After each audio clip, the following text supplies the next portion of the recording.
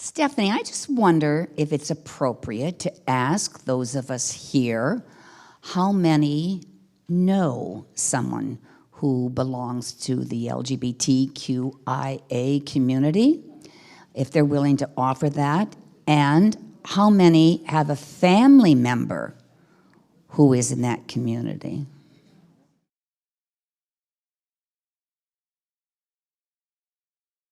Hi, everybody. It's my pleasure today to introduce our speaker, Stephanie Ferreira.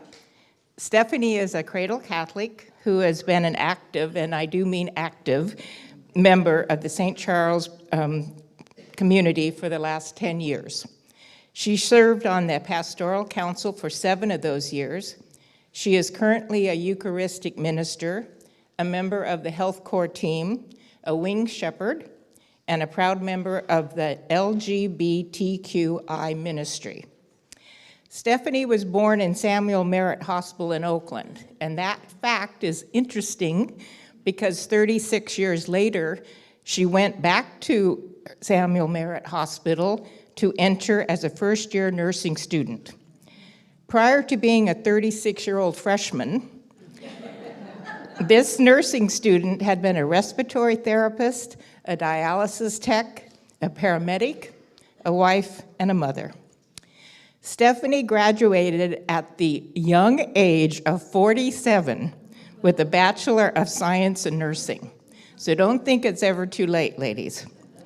She worked as a cardiac post-surgical nurse in ICU at Fremont's Washington Hospital and as a nurse manager of Chabot Nephrology in Pleasanton, working with dialysis and transplant patients for 29 years.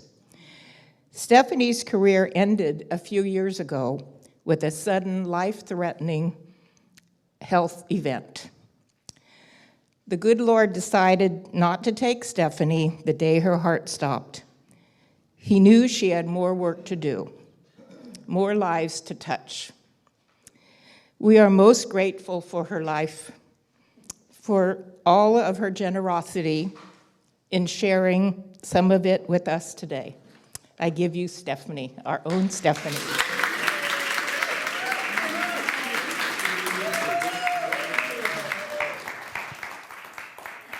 Oh, okay, ladies.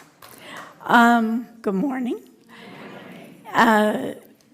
It's really odd to me when I hear my life stories. It's almost like, what am I going to be when I grow up? And I'm still not sure. But I am very passionate about a couple of very controversial subjects that have touched my life in a great way. And when I started thinking about talking to all of you, I thought about, does generosity lead to gratitude in my life, or is it vice versa? And particularly in one of the stories that I'll share with you a little bit later, it was definitely generosity that led to gratitude. And maybe you'll be able to see the difference as I speak. I'm going to give you just a few facts about Stephanie Mary Ferreira. Actually, my name is Stephanie Mary Ferreira because my parents weren't very, they just picked Mary as my confirmation name rather than like Bernadette or something. I also shared with you really quick that I practiced for my mother yesterday, and most of you who know is 92 years old. And my mom was like, Stephanie, would you stand still? And I'm like, okay, and you're rocking back and forth. I'm like, oh, okay. And then she's like, and what are you going to wear? And, to my mom, I should be in my Sunday best with my hat and all. And I said, well, I'm wearing a T-shirt that says grateful. And she's all, a T-shirt? So anyway, that's how I started practicing.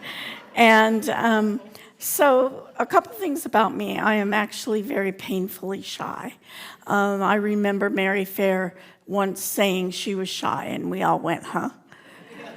But it's true. Speaking in front of a group is not my forte unless you were doctors, and you're not. So this is a little bit more challenging for me.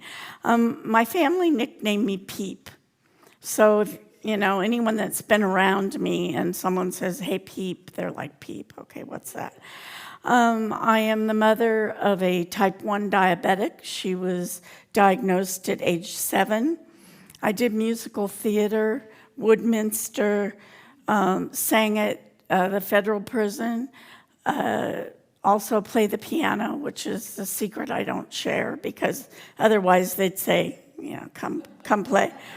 I sponsored one of my patients who was here illegally, and he is one of the persons that I'm going to speak about today. I've been in the medical field since I was 17. I also worked as a librarian. That was kind of an odd transition. I have many LGBTQIA plus friends in many different walks of life, and I'm proud to say they're my friends. I had a transsexual stepdaughter who was just pure love to me and treated me with respect and was funny as all get out, and loved me for who I was and became extremely special to me. Basically, she is the reason for my LGBTIAQ plus passion, why I'm on the core team, why I ask all of you to open your hearts. We know what the Catholic teachings are. They're trying to change. Pope Francis is trying to change that. But as we know, things in the Catholic Church takes hundreds of years to change. And then, as already said, I had a cardiac arrest in 2016. Was on a ventilator for 3 weeks. It nearly took my life. I needed to learn to talk and walk and all of that again. And so really it's very miraculous. How can you be more grateful about anything than that? I'm just asking today that there be no judgment and that you listen with an open heart, because none of us know when any of these things are going to touch our lives, and they change you. They honestly change you. I can't say 30 years ago that I would be speaking here in favor of LGBTQ, or for immigration, because all I heard about was what you see on TV. And it is something that has changed my life profoundly. I'm going to start out with a song, and this is a song that our dear Karen Miller actually sang at my bedside when I was extremely sick. Mary Fair used it in her presentation. I start my day out every day listening to this song, so I hope you enjoy it.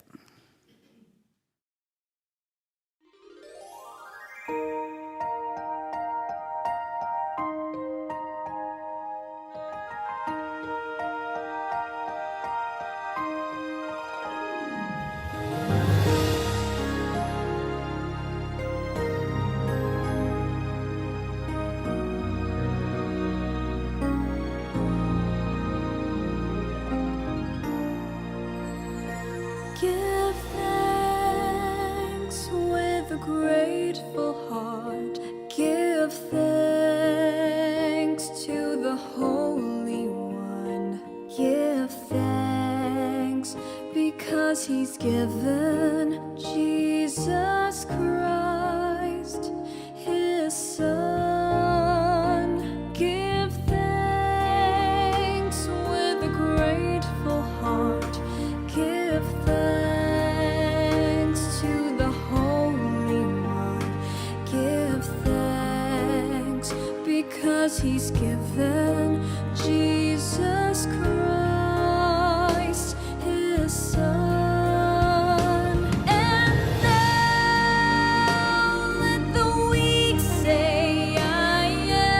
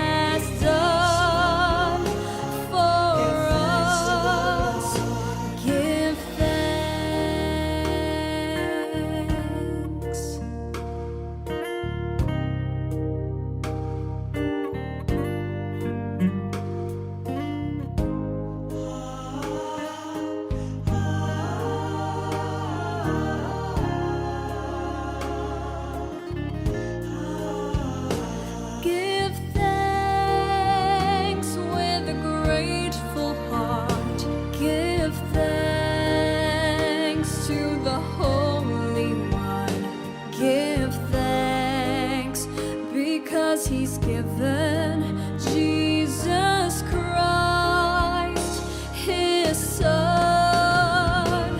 And now let the weak say, I am strong. Let the poor say, I am rich because of what the Lord has done for us. And now let the weak say, I am strong. Let the poor say, I am rich because of what the Lord has done for us. Give thanks.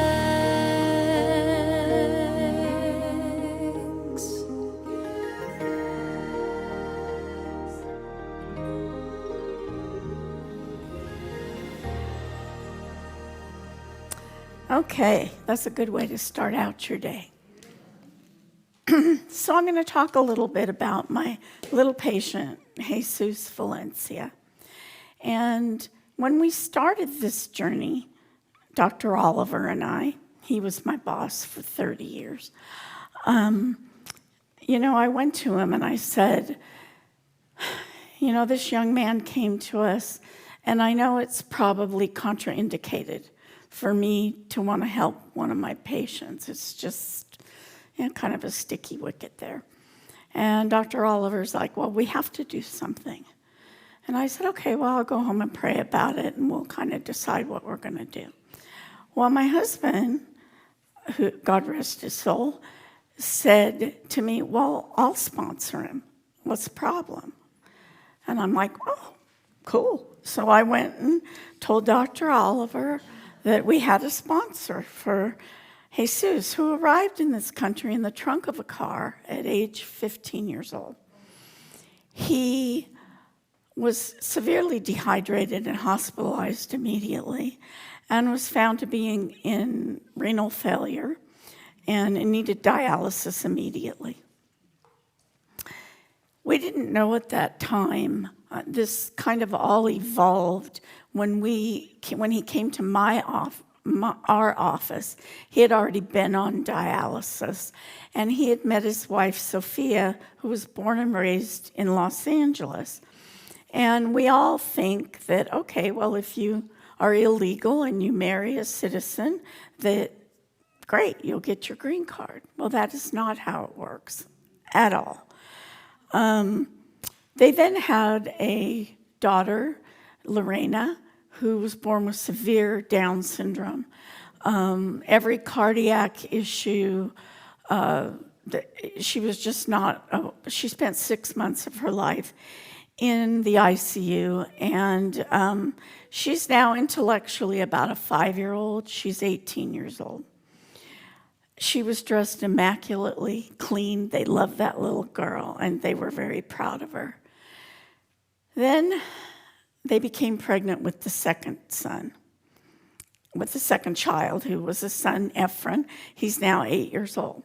All was good. They had their 2 kids. He was on dialysis. He worked as a dishwasher in one of the restaurants in downtown Livermore for less than minimum wage, when he should not have been working at all. He was advised, and Dr. Oliver said, this is not a good idea for you. But the only income they had was what they received for Lorena from the state, which had to provide all of their housing, all of their food, all of their clothing. So needless to say, that did not go very far. And then about 2 years later, she became pregnant again. And this time, Jesus was devastated, and he did not want this child. It was not planned. He could barely feed the mouths he had. So they showed up in our office one day. We're in the middle of office doing 100 things, and here they come, both of them hysterical. I have them into my office. Jesus is like, she needs to have an abortion. I can't do this. We can't do this. Sophia's like, I do not want to have an abortion. I want this baby. So I'm like, well, first of all, I forgot to tell you they don't speak English. I don't speak Spanish like poquito, you know. So somehow I got out of them that they had used to be very much in touch with a priest from St. Michael's. And I've forgotten his name, but I'm like, what am I going to do? What am I going to do? So I contacted Robbie Cakebread, who used to be the choir director at St. Raymond, who also happens to be a gay man. And he said, I know that priest. He's at St. Bonaventure at Concord. I said, you're kidding me. And this is all happening, you know, while people are saying, Stephanie, do this, Stephanie, do that. And I'm like, sit here. And they're crying. So I get a hold of this priest. And, you know, of course, the secretary, which is their job to protect who talks to their priest. I'm like, look, people, get him on the phone because I got a major crisis going on. So he came, he talked to this couple for an hour and a half. I left them in the room. And when they came out, they left. They never said another word to me. And so about 4 months later, Giovanni was born. He's now 6 months old, and he is the best blessing to that family because he's got a sense of humor that's absolutely hilarious. So Sophia gave him a kidney, and he did really well, off dialysis for about 4 years. And then it failed. He had to go back on dialysis. And that was really difficult because he couldn't work. So again, economically, they struggled. And we all, in the meantime, had contacted an immigration lawyer who works out of St. Michael's. Her name is Elizabeth, and she does immigration pro bono. And so I met with her, and she said, bring him over. So we did, and we started on the journey of trying to get him a green card, which took 6 years. He received a cadaver kidney, which is still functioning well, thank you, God. He works cleaning horse stalls at the fairgrounds, which is also not an ideal profession, especially during the summer, because it's very hot and you can get dehydrated. But he does take really good care of his family. We spent 2 court appearances, a lost document. These documents cost them $3,000 every time they apply. So to just say, oh, we lost it is devastating. It also included a trip to Mexico because the court would not take the doctor's word for it that if he went to Juarez, where he had to go because that's where he was born, number one, he wasn't guaranteed to come back. Number two, if he went and didn't come back within 24 to 48 hours, he would die because they had no dialysis there. They do have it, but you have to pay for it. It's very expensive. So this is my sweet family. On the left is Jesus and myself. In the front is Giovanni. There's Lorena and Efren. And then on the other side is Sophia and the rest of them. So this family has my heart. This family has taught me so much about God. They pray every day around the coffee table, twice a day. They have nothing. Vicky adopted them 1 year with me, and we went over there, and she could not believe how happy these people are, and they really have basically nothing.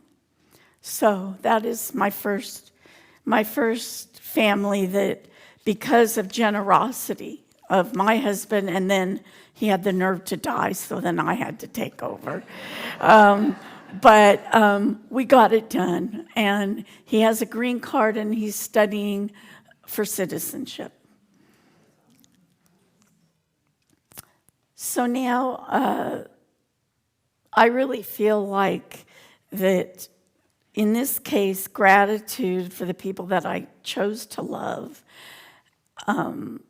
has given me so much peace inside that I was able to put aside all of my teachings as a young Catholic, we were all taught what is right and what is wrong. Baltimore Catechism, you're going to go to hell for this and hell for that. And gosh, I'd have been there already for sure. But anyway, I want to explain, this is one of the first things people ask me, what do all those acronyms mean? So this is going to be a Reader's Digest version. LGBTQ plus people have always existed, even if the language seems new. Conversations around sexual orientation and gender are nuanced, and the alphabet, if you will, is expanding. The L stands for lesbian, a woman emotionally, romantically, or sexually attracted to other women. G stands for gay, used to describe men attracted to the same sex or anyone attracted to the same or similar genders. B, bisexual, people attracted to more than one gender. The T stands for transgender, those whose gender identity and/or expression differs from cultural expectations. Being transgender does not imply any specific sexual orientation. Some non-binary people identify as trans, others do not. Q has two meanings. First, queer, a catch-all to include those who do not identify exclusively straight and/or folks who have non-binary or gender-fluid identities. Queer was once used as a slur, but has been reclaimed by some in the community. Q can also stand for those questioning their identity. In addition to the LGBT and Q, some also add the letters I and A. I stands for intersex, those born with differences in their sex traits and reproductive anatomy. A, or asexual, are people who lack a sexual attraction or sexual interest in others. And then there's the plus. That leaves room for the other sexual identities and orientations not covered in the acronym. So there you have it, LGBTQIA+. Hope you enjoyed this alphabet lesson. I'm Jason Knowles, and happy Pride. There's two, my main focus is going to be on my stepdaughter, but I do have to talk about a special couple to me that asked me, I asked them if I could share their story. And yes, I can share their story, but they requested that I share it anonymously, which I'm happy to do. These are the most wonderful, young, passionate people that I have really ever met, and they have entire love in my heart for both of them. They love each other very much. They met as a heterosexual couple in college. A identifies as transgender, and B wasn't sure. And they planned for their future, including marriage and children. A lot of people have, when you find out maybe somebody in your family's gay, especially grandparents, and I'm one, that say, well, what do you mean? How are we going to have grandchildren? And you can't marry. No, that's wrong. Well, this couple has proven all of that to be completely a myth. Obviously, there's many ways that we can have children, whether the Catholic Church teaches that it's right or not. This couple, A, has frozen his sperm, and they plan to have children. They own their own home. They have a solid relationship and friendship. And I asked her how she felt about this. I can't even imagine. You're a heterosexual couple, and then a couple of years into the relationship, it's like, oh, I forgot to tell you something. And, basically her answer was, he's my life partner, he's my best friend, and we love each other, and that's all that matters. So this is a very, very special couple. Now I'm going to talk about the reason that LGBTQIA+ really prompted me to be on the core team. There's 4 of us on the core team, and it's been an interesting process. I have to say thanks to Father Kwame for allowing us to even begin this at St. Charles. It's, as you know, not an easy thing to deal with. Amanda Swinkles, who runs our children and our middle school age kids, is very passionate and just an awesome young woman that has welcomed some of the gay, trans young people that we have here among us. And I don't know about you, but there has been 3 trans people, young people in our own community that have committed suicide. And I vowed that if there was anything I could do to prevent that from happening again, I will do it. And so hence comes the story of Christopher Robert Rebgillon. He was born on 6/12/1976. I was introduced to him as Bob's son, his oldest son. And about a year and a half into our marriage, Chris said he needed to come over and talk to us about something very serious. And, Bob and I are like, oh gosh, he needs money again or something, So, but she sat down and read a letter and told us that she identified as a transgender woman.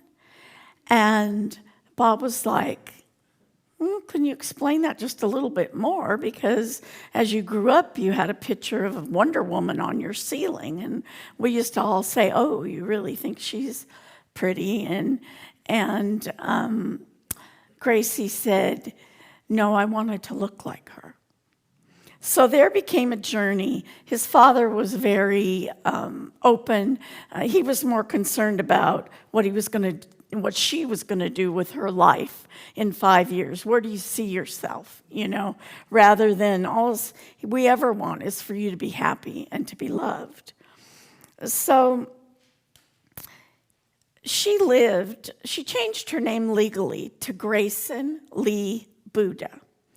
And she always looked like a little Buddha, very portly and round. And so, the last name wasn't a surprise to us, but some people thought that was kind of a strange name. And I have found with a lot of LGBTQ people, they choose their new name as kind of non-binary. It could be man, it could be woman. But her name was Gracie Lee Buddha, and Grayson Lee Buddha, we called her Gracie.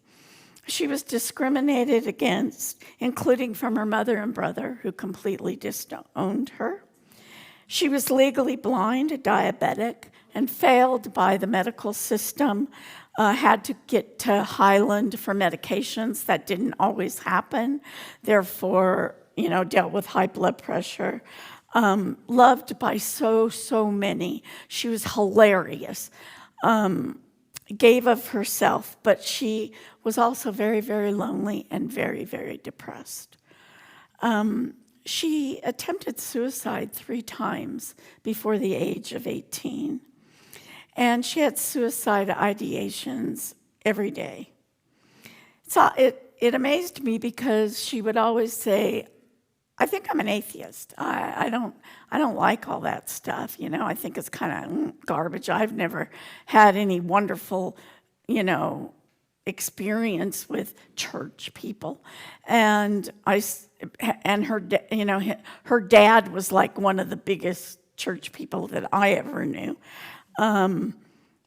But she always said, would you pray for me?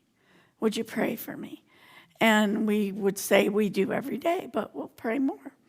And then she showed interest in our Alpha when Karen Miller, introduced Alpha and said, I think Gracie would be a great fit to come to Alpha. So I'm like, well, I'll give it a shot. So I told her about Alpha, and she said, okay, I'll come. Well, of course, it was our first Alpha year. And, you know, she wound up sitting at a table with all Catholics that were in their 70s plus, that were members of St. Charles.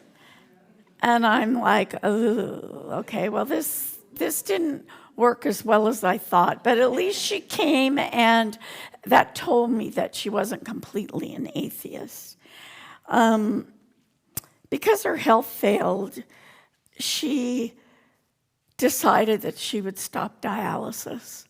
She developed renal carcinoma, cancer of the kidney.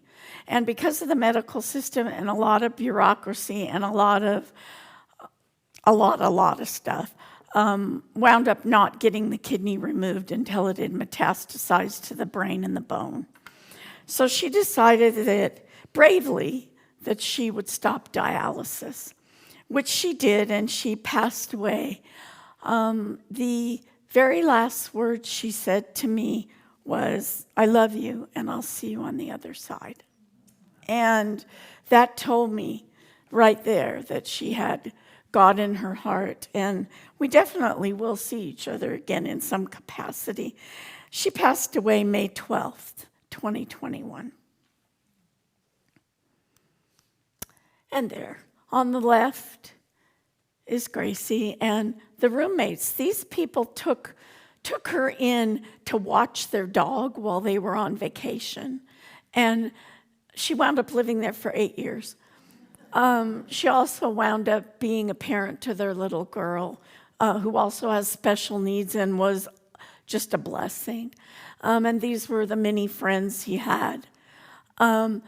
Was a riot, I'm telling you. Did musical theater, just was a wonderful spirit of humanness that I loved very, very much. I'm going to talk a little bit about Pope Francis.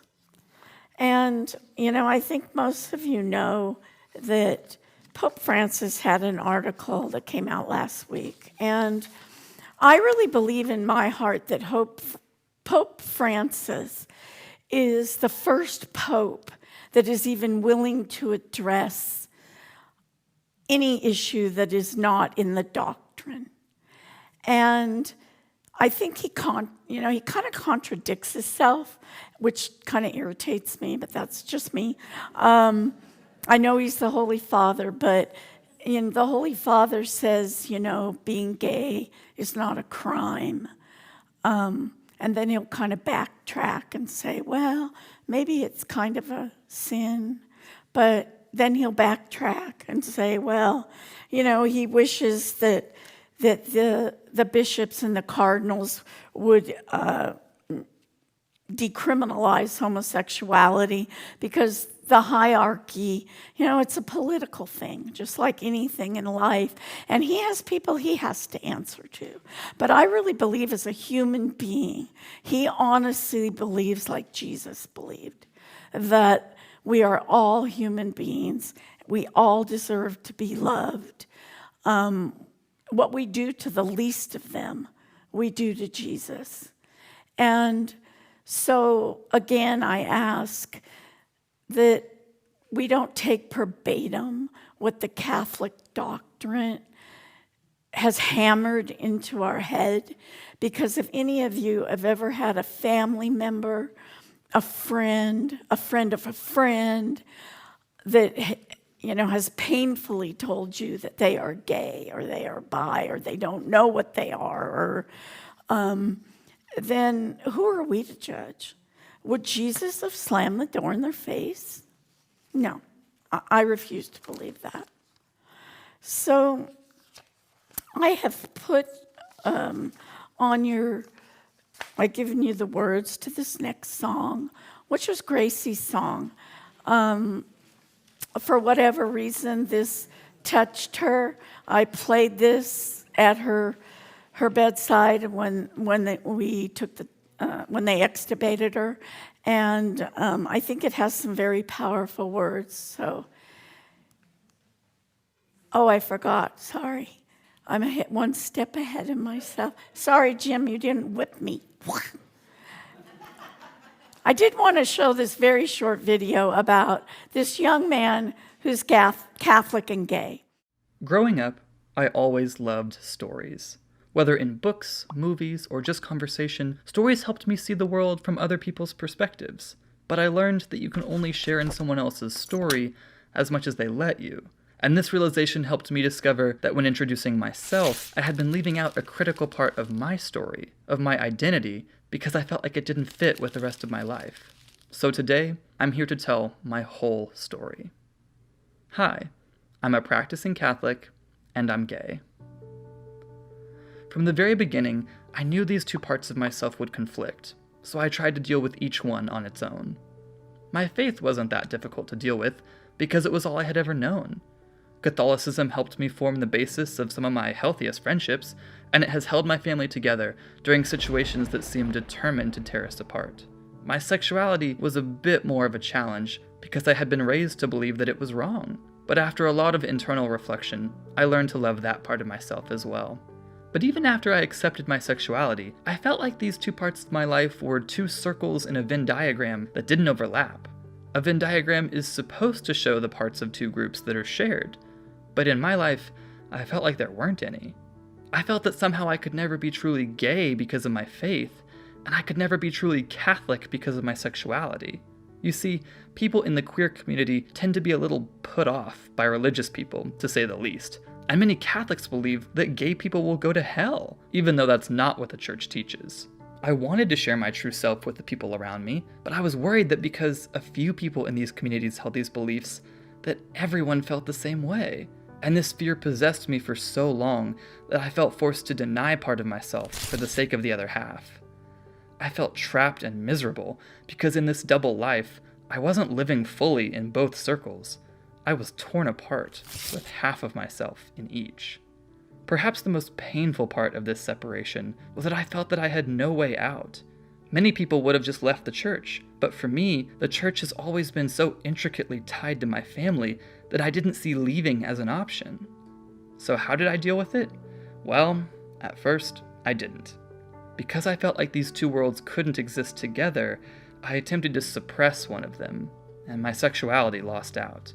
I didn't come out to any of my Catholic friends because I thought that if I shared this part of me with them, then they would reject me completely. I felt torn between living a lie and possibly losing my closest friends, and I was miserable. I refused to let these two worlds overlap until I finally worked up the courage to come out to my best friend. Now, admittedly, a straight, ultra-conservative Catholic frat guy is not the kind of person most people want to come out to for the first time, and I was no exception. I remember my hands shaking and my heart racing as I finally told him the truth, but I've never had a more freeing or uplifting experience. He completely accepted me for who I was and immediately responded with, "It's still you." He assured me that the only change in our relationship would be a positive one, and his words have stuck with me as a reminder that even a small overlap in the Venn diagram is way better than either half could ever be on its own. Since then, I've continued to come out to many of my friends and family, including my Catholic friends, and the response has been overwhelmingly supportive. It turns out that there are many people in the church who face my same struggle, and they lead just as holy and spiritual lives as even the straightest Catholics I know. This is not to dismiss that many people see the church as a place of antagonism toward gay people.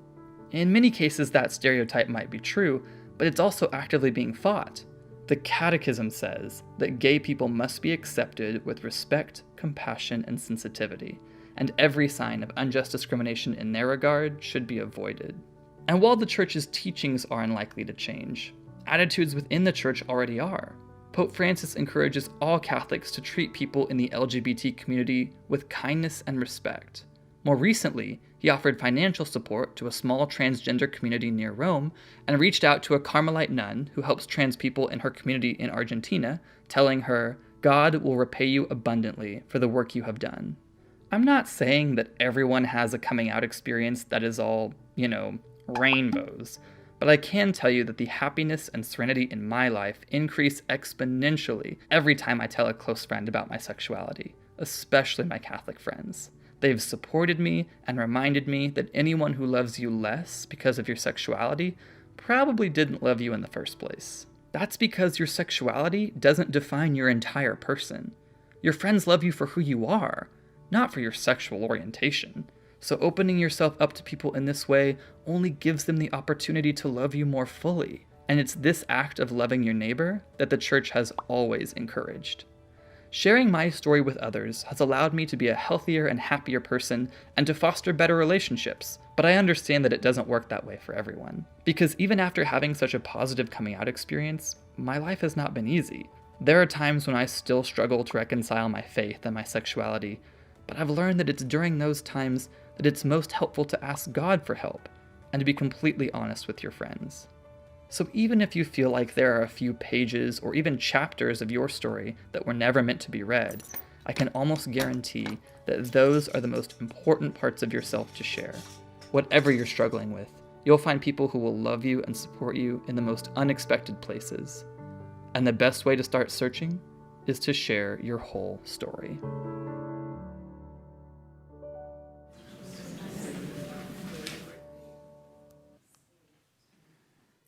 Okay. Before we go into Gracie's song, Julie Schnitter gave me this book. Do you remember that, Julie? It's entitled Gay, Straight, and the Reason Why.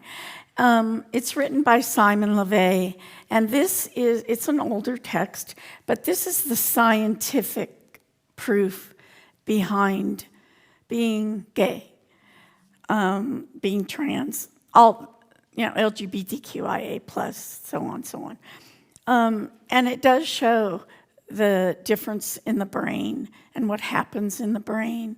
So for those of you that want to know more scientifically why it is, because a lot of people don't understand. I didn't understand. It's like, what, that seems different. Why? Well, this book explains why, how, the difference in the chromosomes. You are born that way. And I remember Gracie saying, do people honestly think that I would choose to live my life this way? To, have to live one way one day and my true self later that day. So anyway, I encourage anybody that wants to know the scientific reason and try to understand that it's not a choice. This is the book, because it's very good. So I've put the words on this song again. I would hope that you might read the words so that you understand why maybe she felt this way.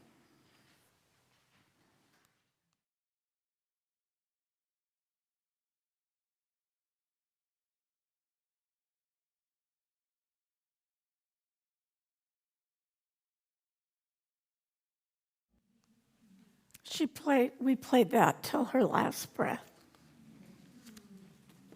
So, any questions from anybody?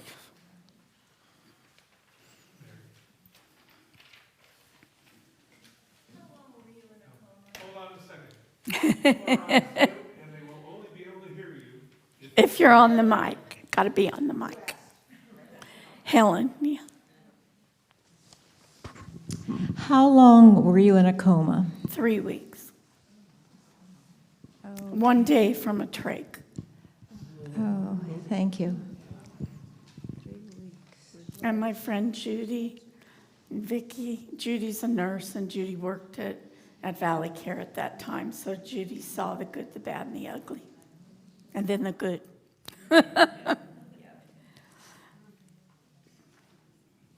Over here, Mary. Oh. Poor Mary.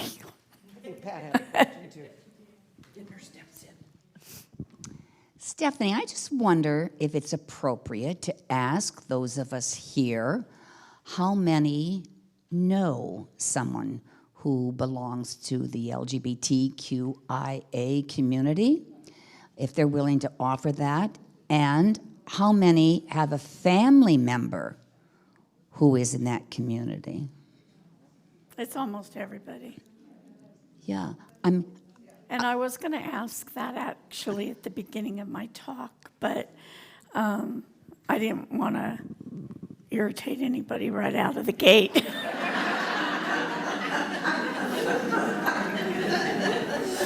But as you could basically see, it touches everyone's life. Stephanie, I don't have a question for you. What I would like to say is thank you, because there are so many in this community that are not understood, and they are turned away. And what you're asking us is to open our hearts, and those of us who have open hearts also suffer along with the community that's not accepted. So thank you, and God bless you for this presentation. Thank you, Pat.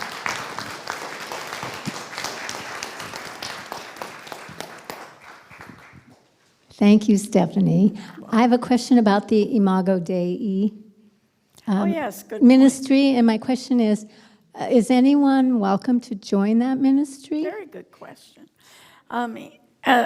Most of you probably don't even know that Imago Dei is our the name of our LGBTQIA plus ministry, and we welcome everyone and anyone, allies of the LGBTQIA plus is so important to help these, especially youth, understand that they are loved, that, you know, we're there to support them.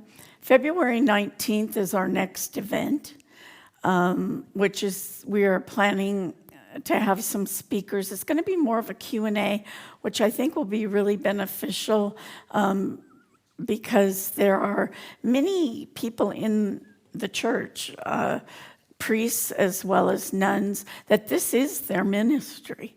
And so they have a lot of wonderful information to pass on. So it'll be, again, on the 19th. Did I say the 12th? I meant the 19th.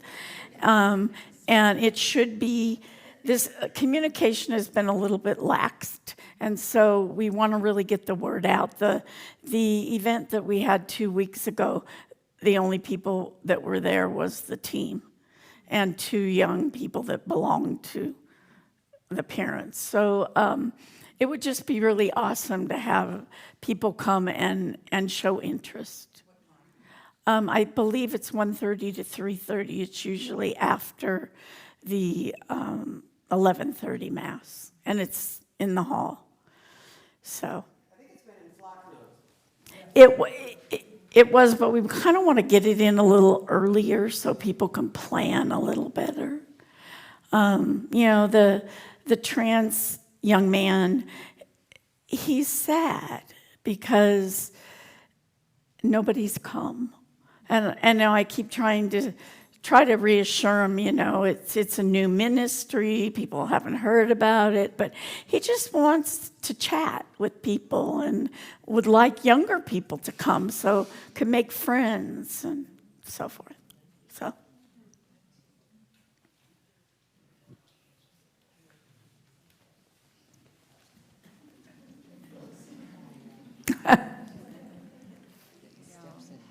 I just, one of the questions is, when was this first as an identifiable condition?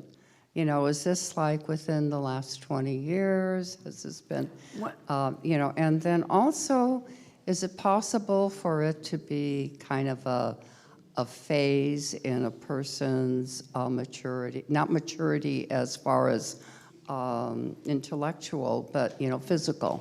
I get it. First of all, how long ago? Was your first question? Since time was.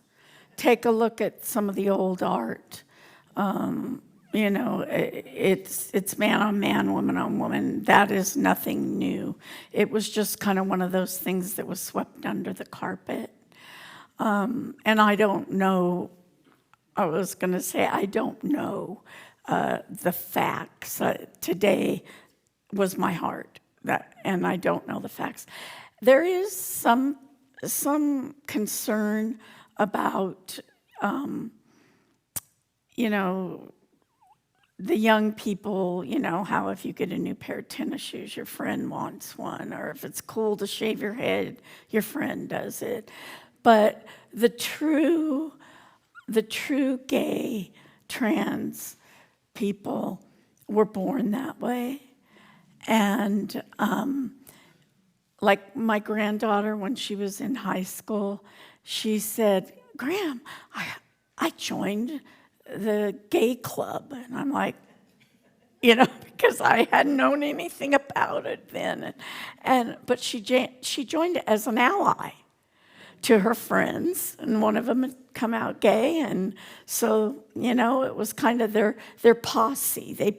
They watched each other's backs. So I suppose there's a few that may think, oh, I wonder what that's like, but it's like any other phase that we went through. I think if you're truly not trans, gay, bi, you're not going to be. You can't catch it.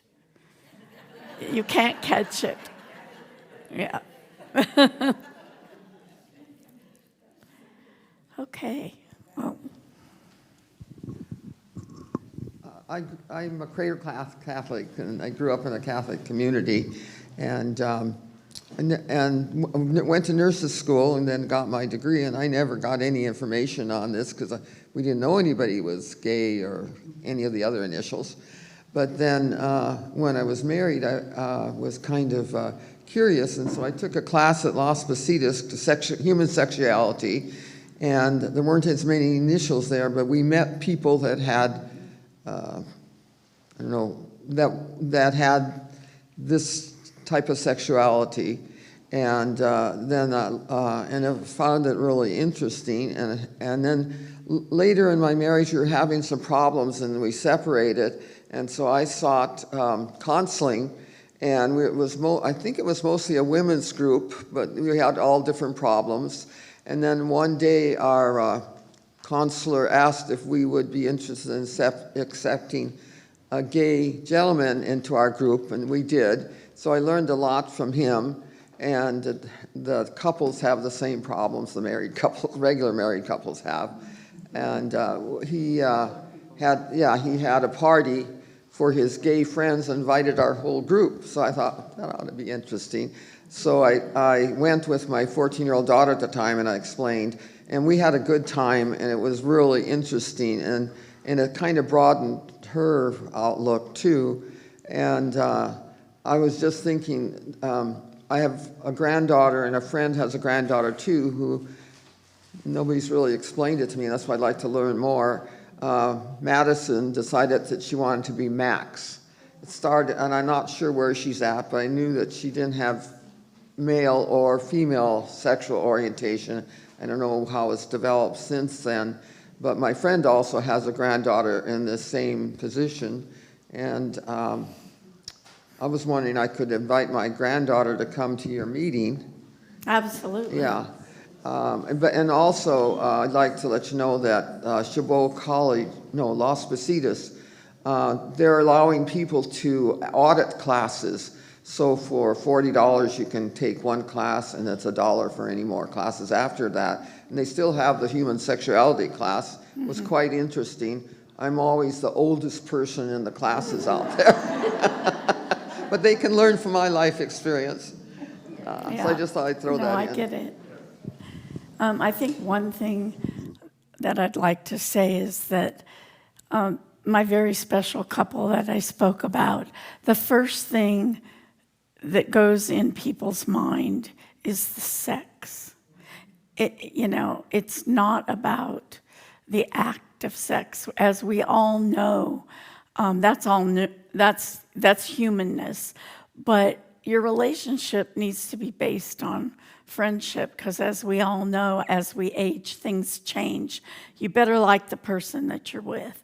So I just wish that the mindset could be changed a little bit. It doesn't have to initially go right to, well, that's kind of weird, because it's not about that. So anyway, I thank you for listening, and